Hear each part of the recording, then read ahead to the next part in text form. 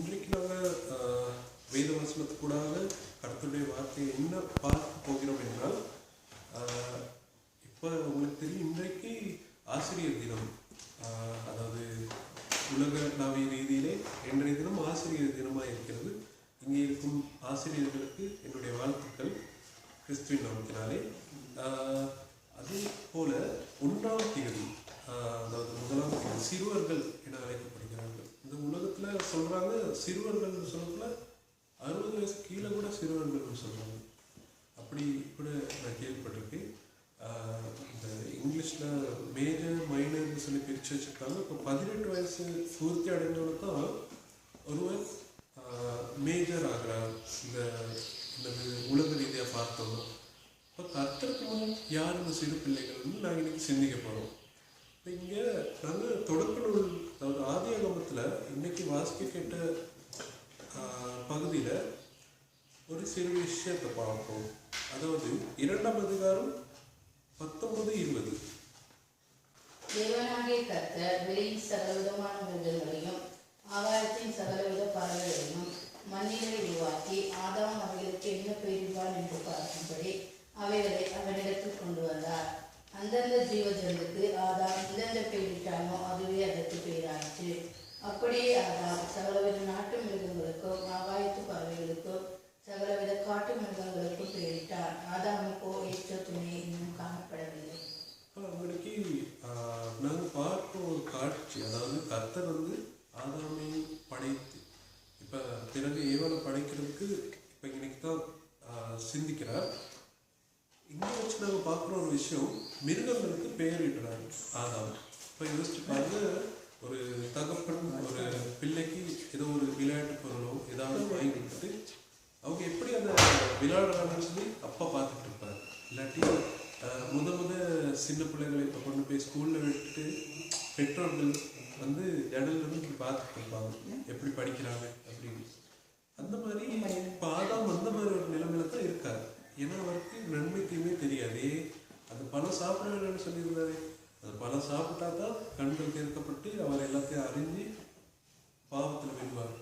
அதுக்கு முதல் எப்படி இருக்காருன்னு பாருங்க. அப்போ குழந்தை மாதிரி இருக்காரு.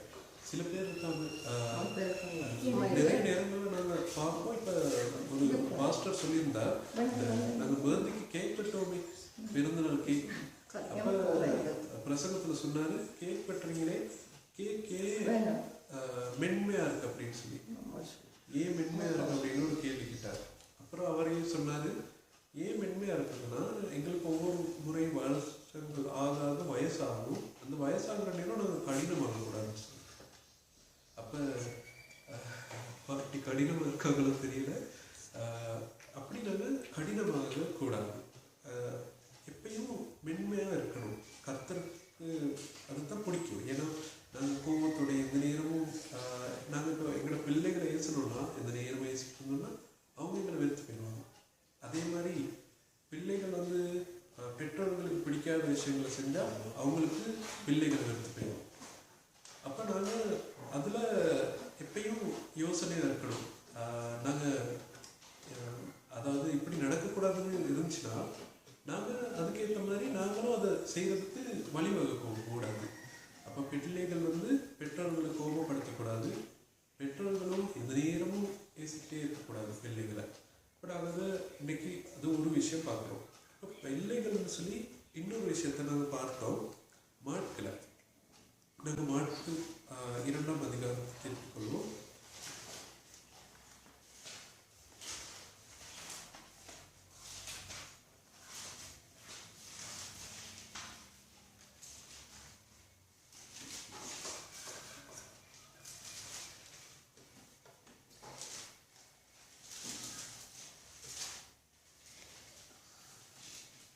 மாட்டு 10ஆம் அதிகாரம் 2ஆம் வசனம். அதிலே பாருங்க, இயேசு இந்த இடத்துல சில பேரை விரட்டுறாரு. சின்ன பிள்ளைகள் வராங்க. அப்போ இப்போ இங்கே நானும் பார்ப்போம். இப்போ இங்கே யாராவது சின்ன பிள்ளைகள் எங்களுக்கு ஏதாவது இழுத்துட்டு இருந்தால் பெரியவங்க பார்ப்பாங்க, என்ன சின்ன பிள்ளை சொல்லி அதட்டுவாங்க. ஏன்னா சின்ன பிள்ளைகள் அப்படி செய்யக்கூடாதுன்னு சொல்லி அதட்டுவாங்க. ஆனால் அவங்களுக்கு என்ன செய்கிறாங்கன்னு அவங்களுக்கு தெரியாது. இதே மாதிரி தான் ஆதாம் அந்த டைம் இருந்திருப்பார். அதாவது நன்மை தீமை அறியறதுக்கு போத இப்போ பாருங்க, சிறு பிள்ளைகள் வராங்க, சீடர்கள் விரட்டுறாங்க. ஓ இங்கே வராது, இயேசு பிஸியாக இருக்கார் அப்படின்னு சொல்லி விரட்டுறாங்க. அந்த நேரம் அப்படி தான் சொல்லியிருப்பாங்க. இன்னைக்கு அப்படி சொல்லி இல்லை, சும்மா கற்பனை பண்ணுவோம். அப்போ இயேசு அவங்கள பார்த்து சொல்கிறார், இயேசு அதை கண்டு விசனமடைந்து, சிறு பிள்ளைகளை என்னிடத்தில் வருகிறதற்கு இடம் கொடுங்கள், அவர்களை தடை பண்ணாதிருங்கள், தேவனுடைய ராஜ்யம் அப்படிப்பட்டவர்களுடையது. இப்போ நாங்கள் வார்த்தைகளை கேட்குறோம், சில நேரங்களில் இப்படி நடக்குமா இல்லையா? இப்போ அதிசயங்கள் பற்றி நாங்கள் பார்க்குறோம், சுகம் கிடைக்கிறது எல்லாம் பார்த்தோம். அந்த மாதிரி நேரத்தில் நாங்கள் சந்தேகத்தோட பார்க்குறோமா? சின்ன பிள்ளைகளாக இருந்தால் எதுனாலும் நம்புவாங்க. அதுதான் அந்த அந்த இயேசு எங்களுக்கு சொல்லுவார், சின்ன பிள்ளைகள் அது என்ன சொல்லுவாங்க, வெள்ளந்தியாக இருப்பாங்க. எதுனாலும் இந்த சின்ன பிள்ளைகளை நாங்கள் தனியாக விட மாட்டோம். எங்கேயாவது ஏன் காரணம் என்னன்னா, யாராவது கூட்டிகிட்டு போயிடுவாங்க. வாங்க உங்களுக்கு டஃபி வாங்கி தரேன், கூட்டிகிட்டு போயிடுவாங்க, கடத்திட்டு போயிடுவாங்க, இல்லாட்டி எங்கேயாவது கொண்டு போய் விற்றுருவாங்க. அப்போ அதனால தான் தனியாக போக வேணும்னு சொல்லுவோம். அப்போ அது ஏன் இப்படி சொல்கிறோம்? ஏன்னா சின்ன பிள்ளைகள் வந்து அந்த மாதிரி தான் யோசிப்பாங்க. அவங்களுக்கு கள்ளக்கபடம் இல்லை. இயேசு அதை தான் சொல்கிறார், கள்ளக்கபடம் இல்லாமல் நாங்கள் கர்த்தருடைய வார்த்தைகளை குழந்தை போல ஏற்றுக்கிறோம். அதை தான் சொல்கிறார். குழந்தைகள் போல ஏற்றுக்கிட்டு அதன்படி நடக்கிறவர்கள் தான் தேவனுடைய ராஜ்யத்தில் சுதந்திரிப்பார்கள். அதாவது குழந்தைகள்னு சொல்லலை, குழந்தைகளை போல. இங்கே பாருங்க, இது இயேசு அதை கண்டு அவர்களை தடை பண்ணாதீர்கள், தேவனுடைய ராஜ்யம் அப்படிப்பட்டவர்களுடையது, அந்த மாதிரி இருக்கக்கூடியவர்கள்ட அப்படின்னு சொல்லியிருக்காங்க. இப்போ நாங்கள் திரும்பவும் இந்த ஆதியாகமத்தில் உள்ள அந்த ஏற்ற துணை ஒன்று கடவுள் வந்து ஆதாமுக்கு கொடுக்கிறார். அதை பற்றி நாங்கள் சற்று சிந்திப்போம்.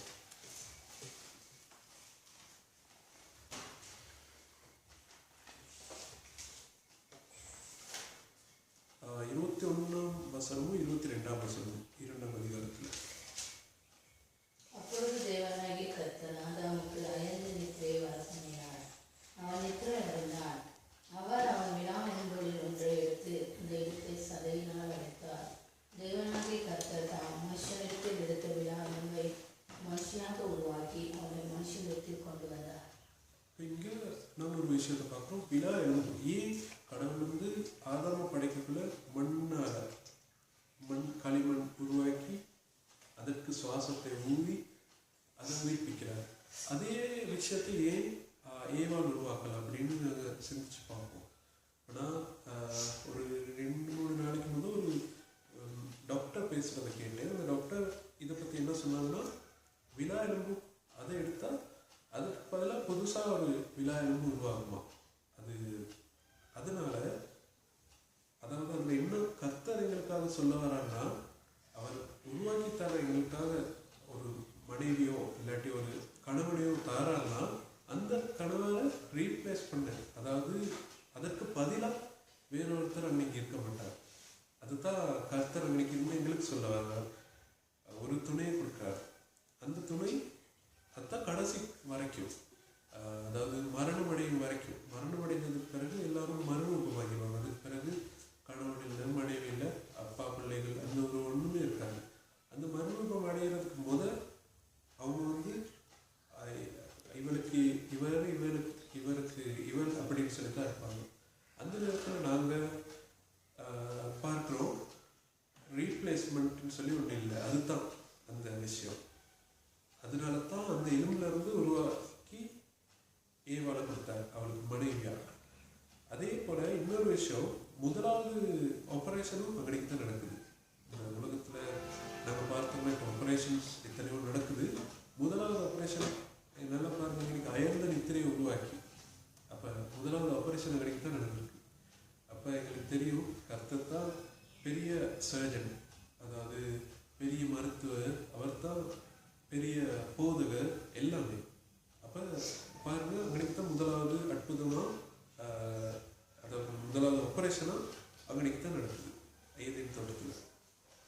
இப்போ பாருங்க, அப்பொழுது ஆதாம், இவள் என் எலும்பில் எலும்பும் என் மாம்சத்தில் மாம்சமுமாய் இருக்கிறார், இவள் மனுஷனில் எடுக்கப்பட்ட படியினால் மனுஷி எனப்படுவாள் என்றார். இது நிமித்தம் புருஷன் தன் தகப்பனையும் தன் தாயையும் விட்டு தன் மனைவியோடே சேர்ந்திருப்பான், அவர்கள் ஒரே மாம்சமாக இருப்பார்கள். இப்போ இங்கே நாங்கள் பார்க்க வேண்டிய இன்னொரு விஷயம், இது நாங்கள் ஒரு 2 வருஷத்துக்கு முன்னாடி இதே ஆலயத்தில் என்னது பெரிய வெள்ளி அன்றைக்கு நாங்கள் இந்த விஷயத்த பார்த்தோம். அதாவது போன வருஷத்துக்கு முதல் வருஷம்னு நினைக்கிறேன். என்ன பார்த்தோம்னா, இப்போ இன்னைக்கு சொல்லிட்டு புருஷன் தன் மனைவியோட இசைந்திருப்பார், 2 பேரும் பிரிஞ்சிருவாங்க, தகப்பனை தாயை வீட்டுக்கு போயிடுவாங்க மாதிரி. அவங்க 2 பேரும் ஒன்றா இருப்பாங்க, தகப்பனை தாயை எங்கே ஹோமில் கொண்டு போய் போட்டுருவாங்க இப்போ சொல்லப்படும். அப்போ இதில் என்ன நாங்கள் பார்க்கணும்னா, அவங்க 2 பேரும் அவங்களுக்குள்ள ஒன்றா இருந்ததுக்கு என்ன, அவங்களுக்குன்னு ஒரு கடமை இருக்குது. என்ன கடமைனா, கர்த்தர் வந்து ஒரே ஒரு கட்டளை மட்டும்தான், ஒரு என்னது ஒரு சொல்லப்போனால் ஒரு பரிசோட கூட ஒரு கட்டளை கொடுத்துருக்காரு. உன் தகப்பனையும் தாயும் கனம் பண்ணுவாயாக, அதில் மிச்சம் உன் நாட்கள் நீடித்திருக்கும் வரை அப்படின்னு சொல்லி இந்த கடைசி வரைக்கும் அந்த ஆசீர்வாதமாக வரும்.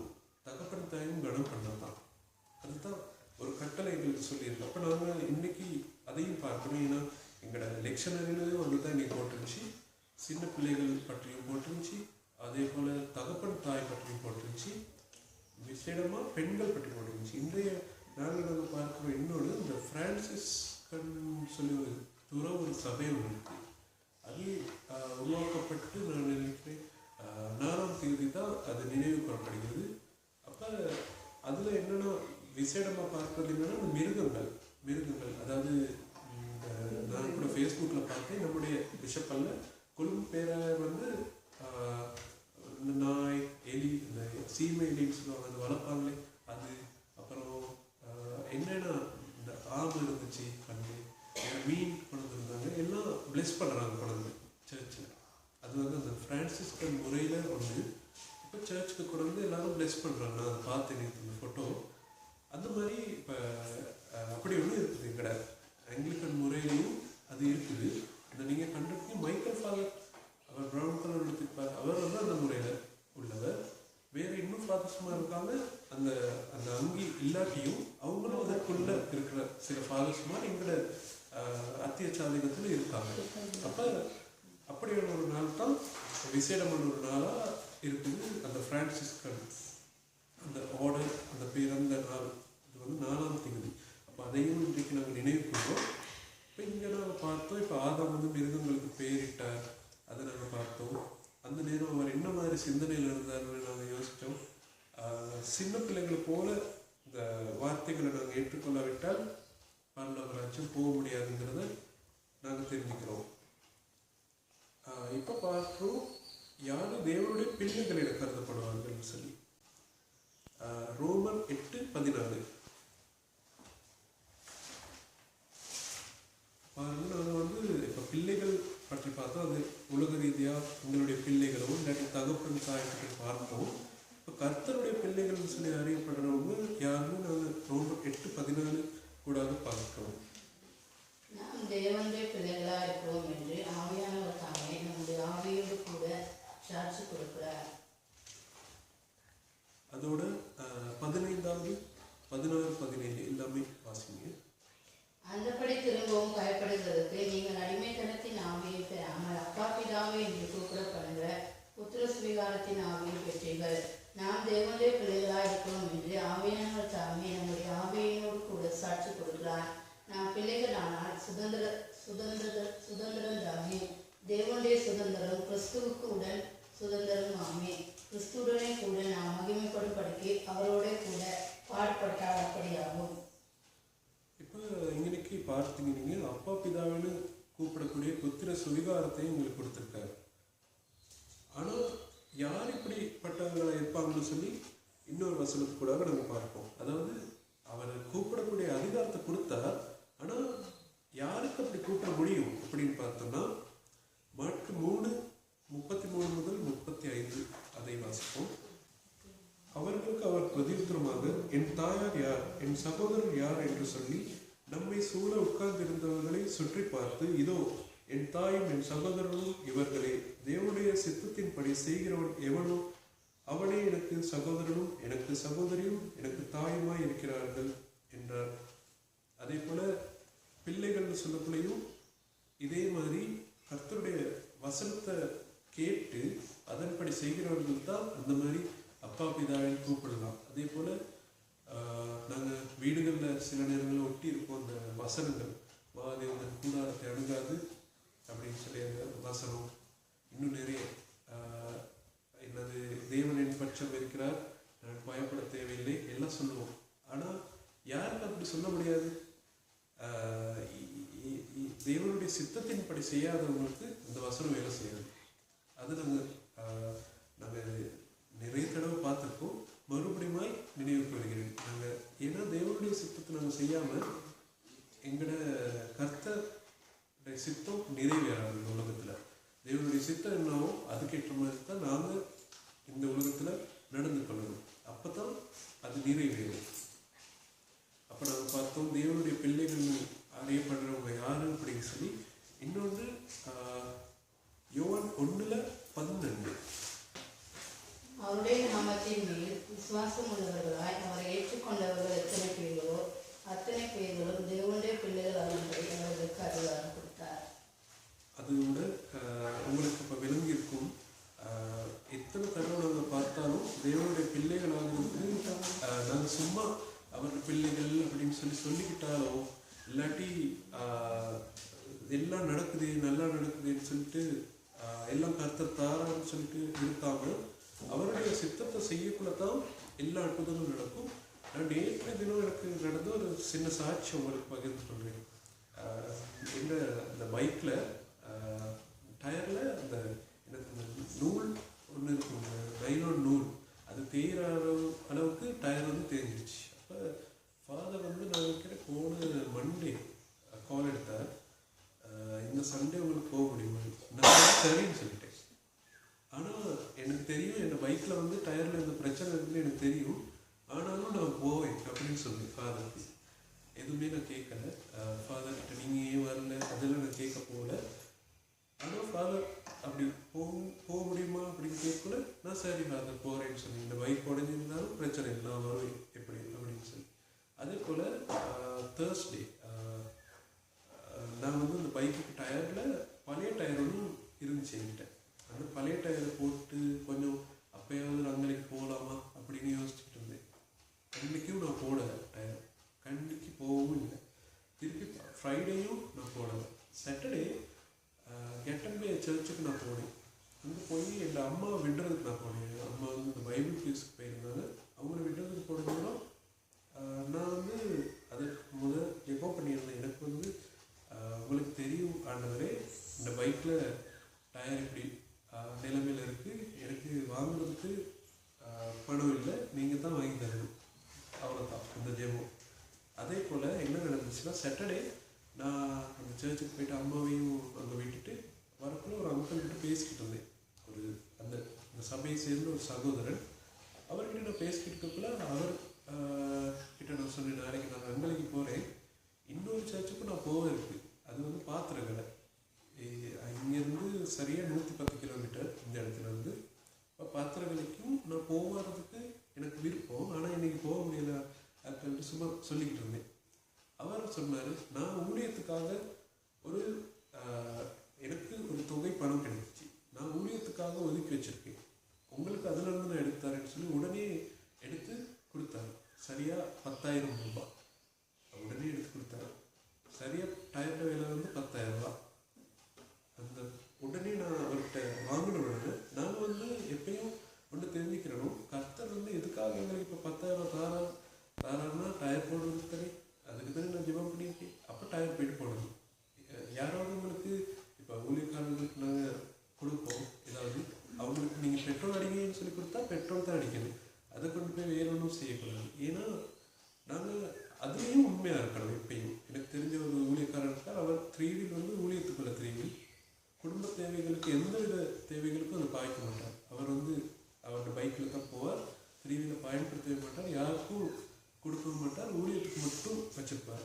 ஏன்னா அது ஊழியத்துக்கு உள்ளது. அதாவது நாங்கள் எப்பயும் எங்களோட வேலைகள்லையும் நாங்கள் யோசிக்கணும், எந்தெந்த வேலையில் நாங்கள் இருக்கோமோ அந்த வேலைக்கு நான் உண்மையாக இருக்கணும் எப்பயும். இப்போ நான் இந்த சாட்சி கூட அவங்களுக்கு சொல்ல வர்றது, கர்த்தருடைய வேலையை நாங்கள் செஞ்சோன்னா, இப்போ நான் என்ன அவருக்கு சொல்லியிருந்தேன், நான் வந்து அந்த சபைக்கும் போக இருக்கேன், போக முடியுதுன்னு சொன்னேன். டயரை போகிறக்குள்ளேயே உடனே அந்த அந்த சபை ஃபாதருக்கு கால் எடுத்து சொன்னேன். ஃபாதர் நான் இன்னைக்கு வருவேன், இன்னைக்கு இல்லை நாளைக்கு வருவேன் அப்படின்னு சொல்லி கால் எடுத்து சொன்னேன். அப்போ நான் இன்னைக்கு போவேன் முடிஞ்சோடனே. ஏன்னா கர்த்தர் வந்து தந்துட்டார் தானே, இந்த பிரச்சனையை தீர்த்துட்டார். அப்போ நான் போய் தான் ஆகணும். அப்போ நான் இன்னைக்கு போவேன். கர்த்தருக்கு ஸ்தோத்திரம். அதற்காக ஒவ்வொரு ஜெபத்தையும் கேட்குறார், அதே போல் உங்களுக்கும் கேட்பார். அவருடைய வசனத்துக்கூடாக நீங்கள் நடக்கும்போது உங்களுக்கும் அவர் ஒவ்வொரு காரியங்களையும் செய்து கொடுப்பார் என்பதை நான் இன்றைய கர்த்தருடைய செய்தியை நிறைவு செய்கிறேன். கர்த்தருக்கு ஸ்தோத்திரம்.